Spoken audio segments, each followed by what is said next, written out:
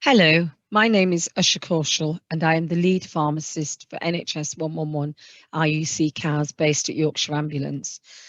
And I'm representing the West Yorkshire and Harrogate Health and Care Partnership.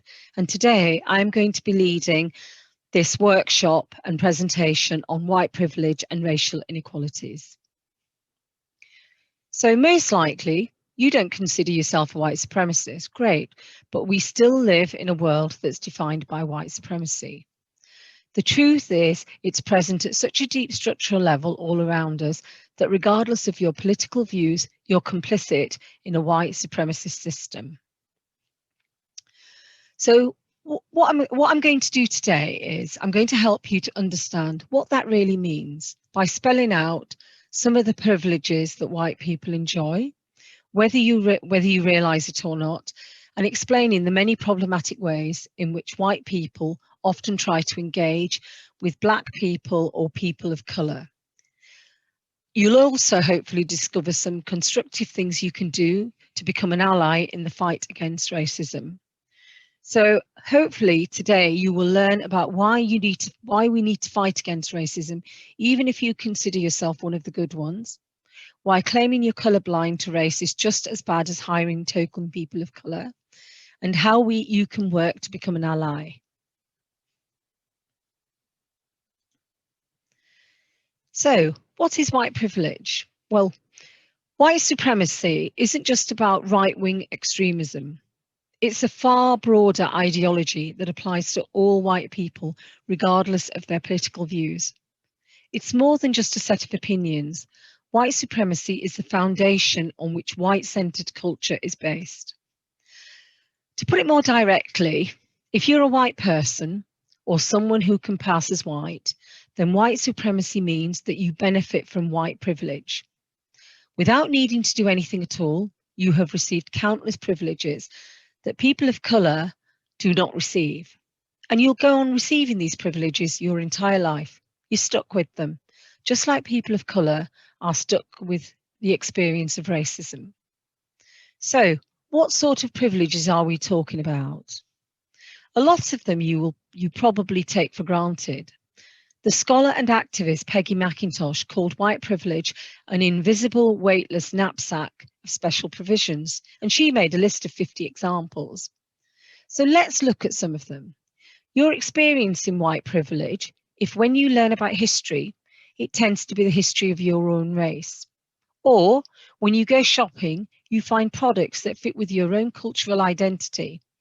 You're experiencing white privilege if you do not have to worry that your race will damage your chances of getting a job or medical assistance, or if you can bring up your kids without having to warn them about racism.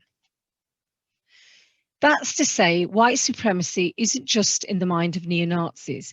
It's so widespread, in fact, that white superiority is a belief that even seems to affect children.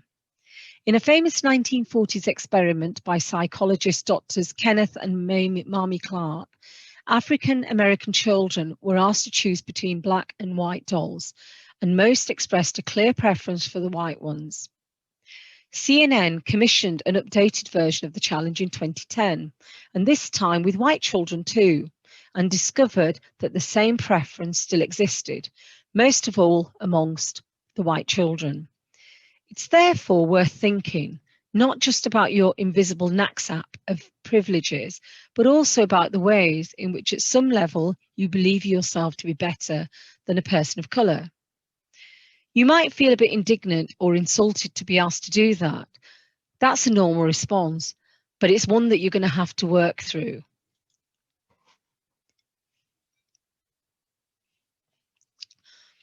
The other thing, in the book, Building an Inclusive Organisation, Stephen Frost and Raifi Karim Aldina speak about minority stress.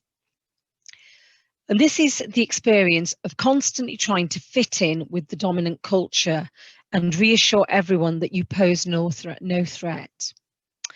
It can be, as one of my colleagues describes, simply as having to dress up when you walk through an airport, because as a Muslim man, people subconsciously associate him with being a threat, a terrorist.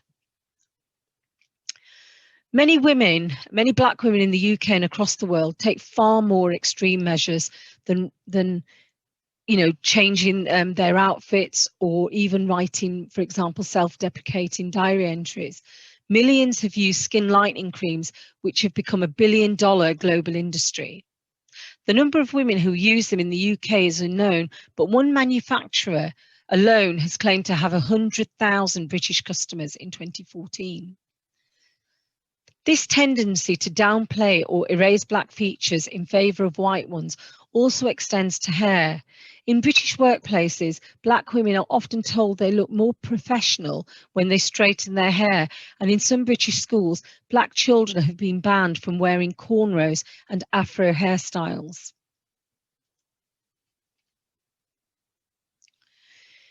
If you have black friends, or if you say, actually, I've dated a person of colour, or not all white people are racist, these are some of the rather defensive things that white people often say when challenged about white supremacy. Maybe you've said some of them yourself. Most of these responses circle back to the idea that you don't need to put the work into combat racism because you're one of the good ones. And this is called white exceptionalism. Exceptionalism here doesn't mean that you think all white people are exceptional, just that you are. And sure, you might have a decent understanding of the concepts under discussion, but as I've already said, white supremacy isn't about you. It's about an entire system in which you are inevitably complicit. Great, you voted for Obama, you voted for your Asian councillor, but you still don't know what it feels like to fear police brutality or racism. All too often, when white people are challenged, they slip from white exceptionalism into white fragility. This is feeling not just defensive, but downright offended. And the academic and author Robin DiAngelo came up with this term, intending it to mean the overreaction of white people when asked to engage with questions of race. Simply put, many white people's experience of talking about race is so minimal that they struggle to cope with it at all and end up casting themselves as the victim, which is ridiculous when the real victims of white supremacy are, of course, people of colour. White fragility isn't just crying out angry slogans like reverse racism. A white person may hear a story about discrimination from a person of colour, a colleague or a friend, for instance, and not really believe that it's about racism. That's white fragility too. If you're trying to convince someone they're imagining a racial aspect to some incident they've experienced, consider whether you've truly seen the situation from their perspective, or whether you're just responding out of wounded pride. Taking responsibility in the fight against racism means working through white fragility. It also means avoiding what I term white silence and white apathy. These terms are exactly what they sound like, staying silent in the face of racism or discrimination, rather than calling someone out, and even avoiding the issue of racism altogether, because it just seems like too much work. Dismantling white supremacy is a lot of work, and it's all the more reason to take responsibility for the part you need to play. Now, tennis, this is Serena Williams, one of the all-time greats, and she was disciplined in the final of the 2018 US Open for her behaviour. Amongst her transgressions was calling the umpire a thief. Hardly a compliment, but did she deserve to be formally reprimanded? Several stars, including the notoriously foul-mouthed former player John McEnroe, later confirmed that they had said much worse and got away without any penalties. This is an example of tone policing. White people have a habit of criticising the tone in which people of colour voice their views. Most typically, they are chastised for sounding too angry. The opposite can happen too. A softly spoken person of colour may be complimented by surprised white people for the gentleness of their voice. Either way, the expectation is that they should speak the way white people want them to. It's even common for tone policing to occur when a person of colour is talking about their experiences of racism, which is insensitive or even inhumane. Can you talk about a painful experience without becoming emotional? Ultimately, the assumption that people of colour speak in a particularly emotional or aggressive way is an example of racial stereotyping. Whether they mean to or not, white people often make lazy assumptions about different racial groups that are ridiculous, even to say out loud. For instance, they are poor, they are all poor, all uneducated, or exotic, or drug dealers. Familiar stereotypes like these, whether you consciously believe them or not, are part of our white supremacist culture, reflected all around us, from the way we expect people of colour to speak to the roles we expect them to take in movies. Racial stereotyping is one more way in which we dehumanise people of colour by expecting them to conform to existing patterns. When white people like some aspect of a person of colour's culture, meanwhile, they often just take it. Cultural appropriation is when one culture takes something from a less dominant culture for itself. The key thing here is the power balance. It's the powerful culture that takes from the weaker one. That's why cultural appropriation isn't a way to heal racial divides, as some people like to claim.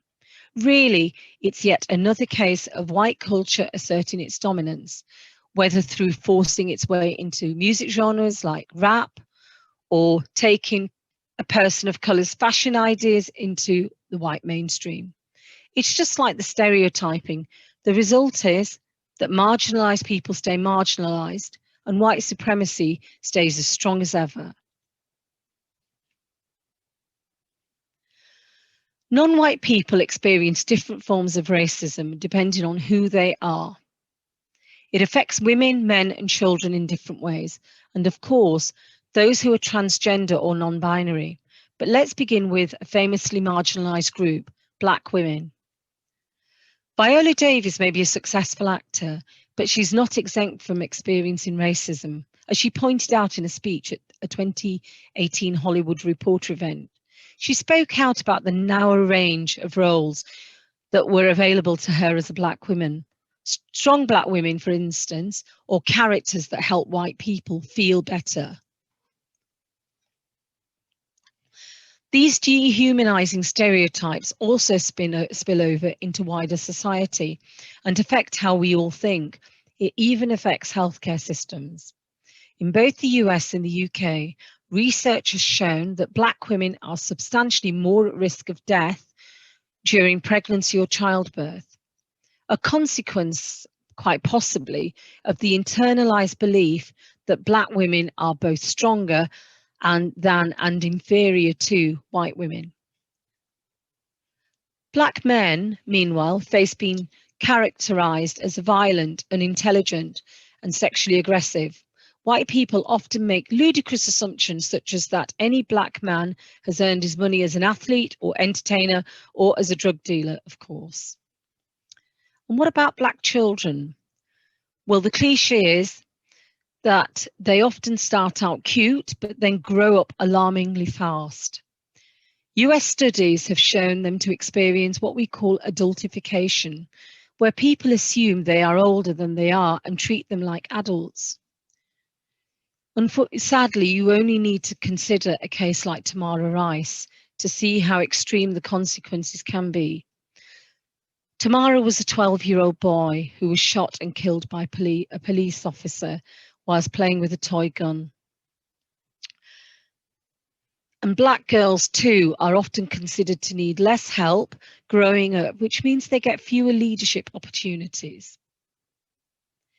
If you consider yourself a feminist, you might think that you personally don't consider Black women and girls in this sort of negative way. but feminism has its own issues with racism. White feminism refers to feminism with a focus on the struggles relevant primarily to white women rather than a person of colour, as if someone's identity as a person of colour can simply be put to one side. It doesn't work like that. A black woman, for instance, cannot isolate her experiences as a woman from her experiences of being black. That's why we should all attempt to practice intersectional feminism. Intersectional feminism acknowledges the multiple types of oppression that people face and the way in which issues like gender and sexuality also impact racial issues. Some white people like to talk about colour blindness. This is the idea that you simply don't see someone's race. It's generally meant well, intended to prove you're not racist, but in fact, this attitude can cause great harm. Excuse me. Whether or not you're colourblind, white supremacy is still there, with consequences that affect all of us. Simply put, colour blindness sounds admirable, but just doesn't reflect reality. So it ends up supporting the white supremacist system after all. Other white people, on the other hand, take the opposite approach. That often goes wrong too. Tokenism is an engagement with issues of race that is only superficial. It can take the form of an organisation taking on one single person of colour and using that person heavily in promotional materials. Tokenism is frequently a substitute for real engagement with anti-racism, as if the simple existence of one person of colour makes an entire company non-racist. Of course, tokenism shows up in the movies too, where the person of colour is often given a minor and predictable role, and it shows that when individual white people use relationships with the individual person of colour as proof that they're not racist. But having one black friend doesn't mean you're truly committed to ending white supremacy. There's also one more mistake that white people often make, and that's engaging in white saviorism. We've all heard about volunteerism, trips to help developing countries in Africa or Asia, doing projects like building schools. But do these projects performed by people with no real expertise really help address the underlying social and economic problems that these countries face? More often than not, the focus stays squarely on the white people, on the white person, and helping them feeling good about themselves. Think about the narratives behind movies like The Last Samurai, Cool Runnings, or The Help. Far too often, the stories involve a white person coming to the rescue of a person of colour, just like with volunteerism. In his Atlantic article, The White Saviour Industrial Complex, the writer Teju Cole wrote about white fantasies of conquest and heroism. White saviorism placates white egos and reinforces the belief that white people know best. Colourblindness, tokenism, and white saviorism, though often well-intentioned, these actions frequently end up exemplifying white centering, the positioning of white people as the focal point of everything you do.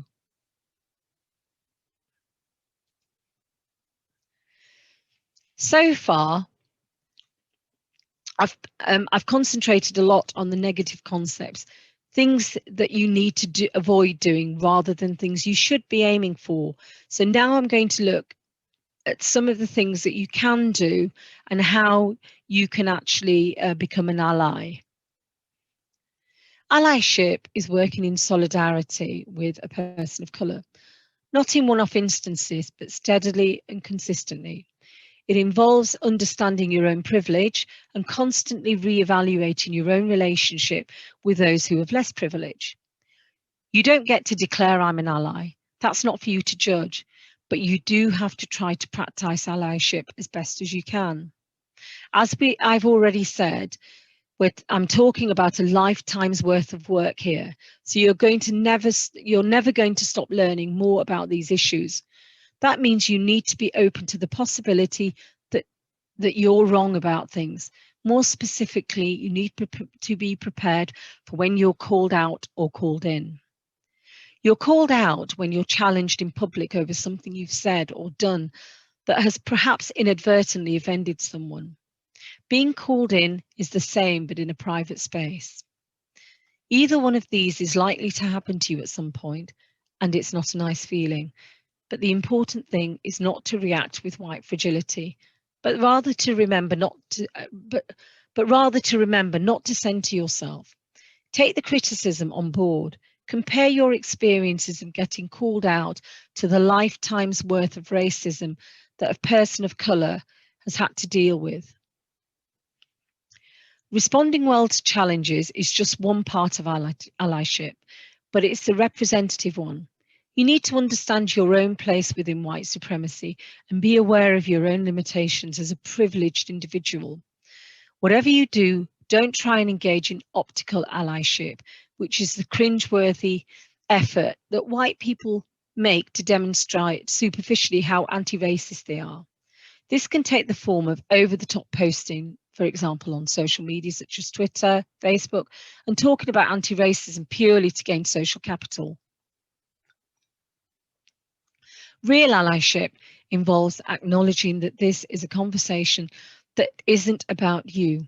Whether you feel hurt, embarrassed, or whatever else, it's actually about the person of colour. Real allyship involves making the struggles of a person of colour your own and acting in support of them no matter what. And I'm now going to look at some ways that you can do this. Simply knowing all of this isn't enough. You need to put this knowledge into action. And here are some ways to do this. Firstly, educate yourself. Read up on anti-racism. Do this work yourself rather than expecting a person of colour to provide all the information for you. Second, educate others too by avoiding white silence and talking to friends, family members and colleagues about anti-racism issues. Don't be afraid to bring the topic up, even with people in leading positions like teachers or managers at work. If you let white leaders perpetuate white supremacy through tone policing, tokenism, or whatever else, you're engaging in white silence. Further, do what you can to support the people of colour not through white saviorism, but through actions that are perhaps humbler. Make an effort to support a person of colour, for example, in applying for a new role, or go along to your BAME network and find out what's going on there. What are they supporting, for instance? And finally, stop putting yourself first. As well as being proactive yourself, it's sometimes best to take a step back and let the person of colour into a space you might have occupied. Whether that's an opportunity at work or simply the next point in a conversation. Understand that this process isn't about you, and that also means taking criticism on the chin and carrying on this work even though it feels tiring or unrewarding.